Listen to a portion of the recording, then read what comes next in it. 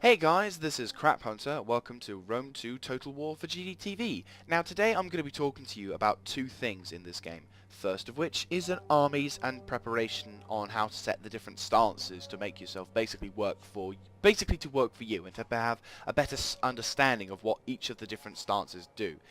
The second half of this video will be focusing on the different agents and what they can do to assist you in the campaign. So, let's just go over to these armies to be able to talk to you guys about them. So, let's come up with an imaginary scenario which our Roman armies have to deal with. So say for example, like this is my Rome 2 campaign at the moment, but we'll just pretend that it's like an imaginary scenario. In Greece there has been a major uprising of Spartans, and the Spartans have conquered all of Greece, and now they're setting their sights on Italia. And the Italians are like, right, oh shit. You know, the Romans are like, oi, don't you dare, Sparta, don't you dare. But Spartans do it anyway, and they invade, taking over Brundisium. And I'm like, oh, for God's sake, you bastards. Right, okay, let's really step up the defenses now.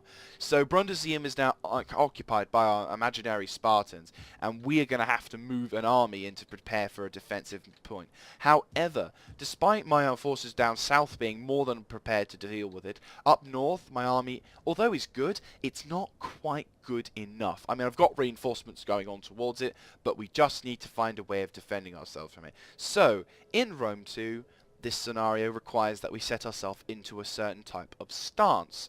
Now, in Rome 2, we have the option of setting ourselves, I believe, 5 stances? Is it 5? No, 4. 4 stances. Well, we have 5, but that's technically the first stance, but we'll go into... we'll count it as a stance. So currently I have an army over here and it's getting itself ready, and I've sent it over towards here, and I'm like, right, okay, defend this perimeter. Now the options I have here are 4 stances. Let's have a look at the top one first. This stance is known as the forced march stance. This is one of the least, in a sense, helpful to you, I believe, because basically all this stance provides, the only benefit that this stance provides you is that it improves your campaign maneuverability range by about 100%, by 100%. And what this means is that your army has you can cover twice the distance that it would normally cover, but it comes under some very severe penalties. Your morale is reduced by 25%.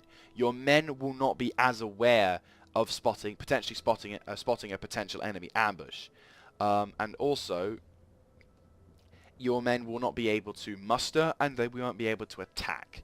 So as much as the ability to move high distances sounds good, I would highly recommend you never use this ability unless under extreme circumstances. And I'm not talking like, well, I can't be asked to have my men go from here to there. I mean, even something as simple as going from Viapolis to Vithari, someone could be there and you might not know about it.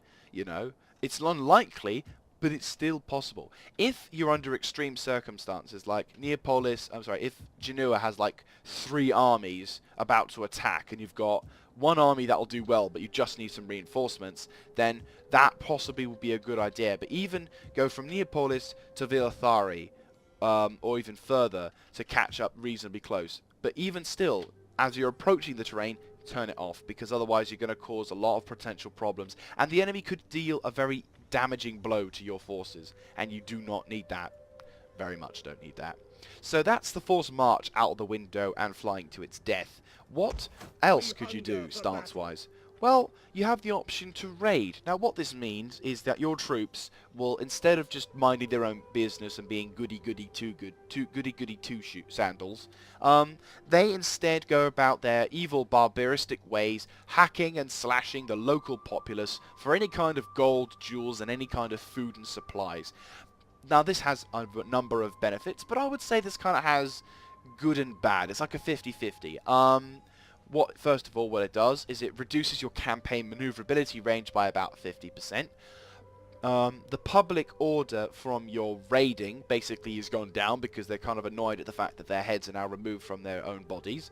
And also, because you've been killing lots of people, there aren't as many people to attend the local diplomatic thing, the local shows and events, because they're all dead. So kind of a disadvantage. Unless you really hate the faction that you're raiding, this is possibly not a great idea, but there is bonuses to this. First of all, your men will be really happy that they're killing unarmed civilians, that they won't have to worry about anyone who will fight back, I finger quote.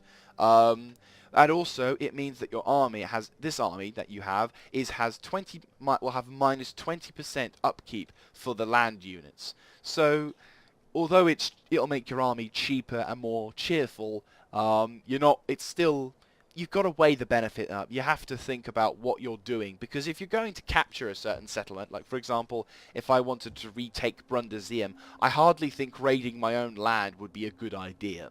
So, okay, there's two ideas that haven't really gone to it. The third and fourth ideas actually do help, can actually apply to this sort of environment, but let's see which one is the one that we'll be using. So the third option you have is ambush. Now, back in the original Rome, you could actually set ambush rather easy. You just had to find the nearest set of trees, park your army beside it, and your army would automatically set itself up for an ambush. And then you basically would have to wait one turn before your army was ready to ambush. Then, if the enemy forces snuck by it, or tried to walk by it and didn't realise, it would automatically let you know, and it would say whether you had or not, and it would depend more about your general skill. Whereas now, in Rome 2, you have the ability of setting a stance for ambush. So, for example here, what this does is it allows me to, he says here, it costs me 50% forces total movement, oh dear, but what this also provides is one set of fireballs. So if any of you guys saw the Teutoburg battle up there in Germany, just, a little bit up there, you'll no doubt have seen the fireballs going down, killing people. Set them right and you can annihilate someone. You can also, you also will become hidden from view, so until you're discovered, you will be able to annihilate you until you'll basically be hidden in the trees, so no one will be able to see you. Enemy army comes along. Oh shit! The imaginary Spartans, thinking that they've got a clear route to Neapolis, find a very nasty sword and ball coming at them, and it will be kind of scary and quite they'll be dead. And finally, you have the ability to detect an army or a hidden agent. So if a spy wanted to come up and have a go at you, the spy would then your army would spot the spy, and then my spy would come down and hack and slash and kill the other spy. The disadvantages are, of course, however, that you cannot move and it would cost 50% of your total action points. We'll go that into a second. But another thing that you've got to keep aware about when it comes to ambushes is the terrain around you. For example, this army, which doesn't have a great general, but what we'll do, here you go, let's try and see if we can do this. What you've got to do with this thing is you've got to click onto your army. You don't have to hold it, you just click onto your army, select your general, and then put your mouse pointer and hover it over the ground. And as you can see, the chances of us being able to be successfully ambushing the Spartans, or the imaginary Spartans, is quite low. Only 25%, which is not very good. Obviously, the more higher ranked the general, the better chances are of you being able to ambush, but then it could be because of certain skill sets, who knows. However, if the Spartans were coming either this pathway, you can see that although it's not very much better, it's still a hell of a lot better than the percentage we had over there. And of course, once again, the higher the ranking the general, the better chances are of you being able to cause a better ambush. So, with that said, ambush, although not a bad idea, isn't quite really what we need to have for this environment. Let's see what the last one would be. At your command. Aha! This seems more like it. This is the fortify stance, which allows you for your army to set up defensive positions along the path along this pathway. So, if the imaginary Spartan army then prepares, as the imaginary Spartan army goes to attack your position, you now have what you have is you'll have 50% reinforcements rates added on to you, because obviously if you're having a defensive operations, you'll basically get troops to the front faster. And also you'll be able to recruit better units perhaps faster, depending on your proximity to Rome and better towns. You can also set up a variety of defences, from barricades, spike traps, more Sud Caltrops, and also, another awesome thing, is your melee defense for skill for all of your other units will be much better, will be 10% better than they used to be. That's because it's probably because they've had enough time to practice whilst they're waiting for the other army to go. The only downside is that this can't move. But I would say this is one of the best for stances, because, okay, technically speaking, I don't know how often it's likely for you to be doing this. I mean, obviously, a better general than I probably would be able to utilize this much better than what I could do, but I've been playing the original Rome game, so I might not think to do it as much. I might learn, who knows. But yeah, so these four stances in Rome 2, you'll be able to use the armies. If you have a good head on you, you'll be able to utilize these different stances to the best of your abilities. Your call whether you want to have your army march 100 miles over rocky terrain to potentially be ambushed by someone. It's up to you. But one thing you've got to be extremely careful about is your movement points. Every action you do inside with your general costs action points. So for example, if I wanted to go, where is it? There you go. If I wanted to start raiding, what this does here is it says on the top, the letters in yellow, just to highlight to you, it says it costs 50% of this force total maneuverable range to assume this stance. What this basically means is that your army will not be able to move as far in that turn, and it will take another turn for you to assume this line. You can see how it is because of the arrow there. That marks the 50% line there. So it's one of those things which, if you've got experience, you can be able to assume whether it's worth the risk of sending your army out just over to here. But then in this case, what will happen is we'll get our fortifications ready. And what this will do is next turn, your army will be able to be in a defensive formation, meaning that these guys get a buff and some defensive capabilities, and the enemy Spartan army, who would be coming up here thinking that they're going to have a nice time, will actually have a much more difficult time trying to get you and your men out of that pathway. So for the second half of this video, we'll be going off to talk about the Roman units and agents for your civilization. Hey guys, and welcome to the second part of the video. Now today I'm going to be talking to you guys about the agents. Now in Rome 2, you have three types of agents, which although will have different names in certain factions, they do pretty much the same thing. For example, let's go to the most stereotypical ones, the spy. This is actually the first time I've had a female spy for a civilized nation. I know it sounds stupid, but you don't often get female units or agents. I mean, yes, you've got the geisha in Japan, but that's pretty much the only time I've ever seen a female agent. So it's intriguing. It's intriguing. Anyway, what the female agents, what the spy can do, are one of two things. One, they can scout about, trying to detect enemy armies and agents. And two, they can be the pain in the arse of all things. They can assassinate enemy units, like enemy generals. They can assassinate enemy agents. They can cause sabotage to the enemy nation's building. For example, let us say that because we're currently at war with the Italian guys, we can have an option of sabotage, and what this allows me to do is it allows me to do one of three things. One, it allows me to either do some damage against one of their buildings. I can do damage against poisoning the wells. So basically it means I can reduce their numbers down a bit. Or finally I can incite unrest, generally basically spreading unhappiness, making the people angry against the current owners. I can also, though, if I didn't want to go for sabotage, I could go for an assassination or military sabotage.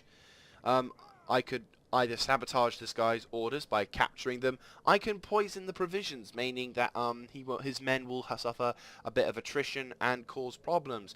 And I can wreck baggage train, which basically reduces the equipment bonuses for the units in the army. Though it's ineffective if they haven't got a bonus. So generally speaking, poisoning the provisions or intercepting military orders, this causes attrition. This causes them to not move for a ineffective once full knowledge of their faction's possessions have been achieved. Well, yeah, also, it says there, it reveals as yet undiscovered settlement or agent or poisons provisions, so you can't stop them from moving. I have seen that happen before, though. Oh, never mind.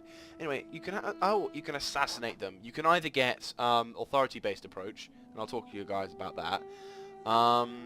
So, for example, you can get someone to kill their own person. You can also poison them, which basically means I have a better chance of doing that. And also, I can be like Altair and do a shing and get him from behind. But for some reason, you might see that there's some aspects of the assassination which works better than others. So, for example, my spy here has a much better... Where is it? Doesn't say, does it? Ah, yes. As you can see, these different modes of assassination are actually reflected upon the character's skill. So, for example, she hasn't got much in the way of authority, but she has got very good cunning. So basically, she can now sneak. She could sneak in and poison. Best way, most horrible way of doing it, but she can poison the target, causing a horrible and very gargly death, which is quite nasty. And this applies also to other actions. For example, the military sabotage. I can poison the provisions and cause damage to the unit, but I can't I can't do that because my one is I have a lower chance. You know, zeal. They are very crazy about their zeal. So the best way is probably to be cunning because the Gauls are dumb. Well, the Gallic people around here are dumb, so they won't really be able to detect certain things like that. So that's what the spy can do. And generally speaking, I use my spies like over here. I use them to explore because with spies you don't suffer any repercussions for moving units into terrain. So and they don't suffer attrition. So the best way to utilizing a spy is to explore the territory. So around here, I'm going to go up here to try and detect more of the environment. So I can, because as you can see, the fog of war makes trying to discover stuff rather difficult. Even though, if you know Europe by now, this game, surprisingly, even though you should know Europe by now, it still kind of questions you on how much you know about Europe. Of course, you can use your mini-map to be able to tell it where to go. But yeah, so generally speaking, spies can be used for reconnaissance, which then can lead you to discover nations and find better trade, and it also can tell you which nations have strength. For example, these Gallic bastards over here have amassed quite a good amount of strength since I last saw them. So it's stuff like that which you've got to keep your eyes peeled for. I will claim that city one day. On to the next unit type, or agent type. This is... if I can find him. Is it... can I select? Yeah, there we go. Oh, hello. Oh, it's tradition. No, it's my general. How is he doing for that? 3, 3. I'm gonna put authority. Authorita. But anyway, so... let's have a look-see. There we go. So this is a veteran, or a champion, or in previous games, such as Shogun 2, a foreign veteran.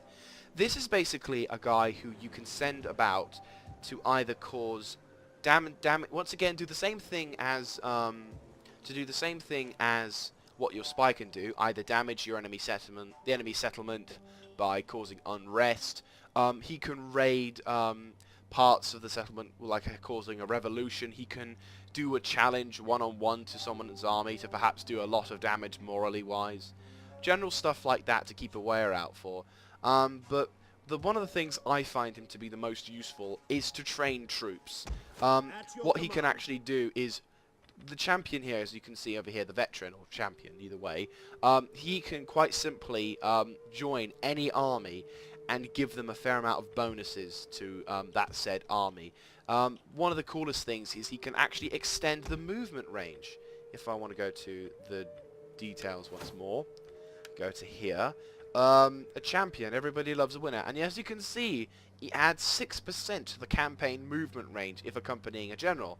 So the best thing to do is just to keep on upgrading this thing, keep on making this an awesome, keep on making that guy a champion, and keep on making him do well, because he earns his skill, like he levels up just by simply being in your army, because obviously he's training his units. So any new units that you want to train and retrain, you'll have him to help you out, make it even better. So I would highly recommend having a veteran in an army, and to leave the stealthy sort of black style, black markety death thing.